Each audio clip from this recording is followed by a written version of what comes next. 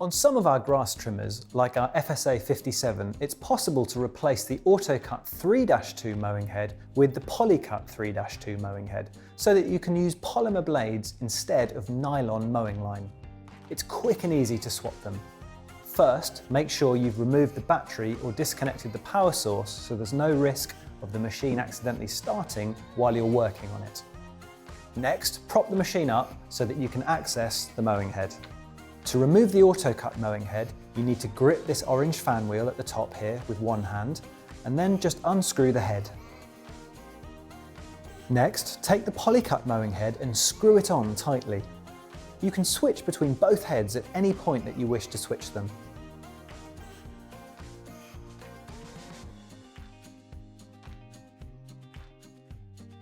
For more how-to videos, take a look at the STIHL GB YouTube channel.